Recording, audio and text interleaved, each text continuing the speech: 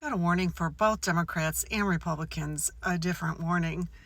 Let's start with Republicans. The Supreme Court is getting ready to rule, it looks like favorably, in giving Donald Trump so much more power to fire and hire different department heads at will in order to really push his agenda.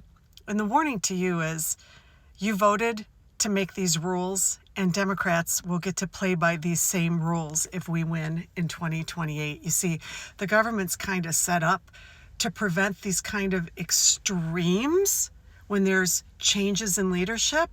And with you guys electing somebody who's going to this extreme and getting SCOTUS to let him go to this extreme, that means in 2028, if Democrats win, you're going to have to experience going a different extreme. And it's going to be perfectly okay for us to do. That's my warning to you. Democrats, please sit down. This is a little more in depth. We need to be extremely careful who we elect into the White House, because if we continue to elect centrist Democrats who cater almost majorly to the corporate class, they're going to appoint their corporatists, their corporate donors' recommendations for who to hire and put in charge of those different departments.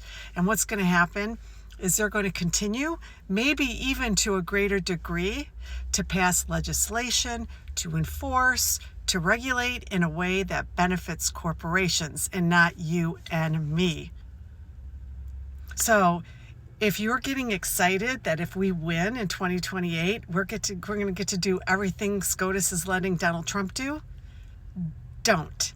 Let me give you an example in the form of a question. What is really the difference between this administration throwing the military crumbs and giving them a check, and Democrats trying to extend the ACA subsidies, throwing us crumbs? What is really the difference in terms of the intentions behind it and what they hope to achieve in keeping their bases happy? Let me put it a different way. Let's say that we elect Hakeem Jeffries as president of the United States. He's corporate bought and paid, okay? So he puts all of his corporatists to head up all these departments, and America doesn't get further along. We're not really doing that much better with the crumbs he's going to give us. Let's compare it to Zohran Mamdani, who didn't take any corporate money.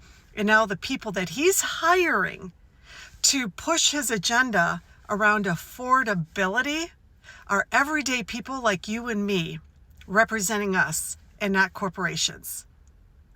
So if we're not careful, we can really shoot ourselves in the foot.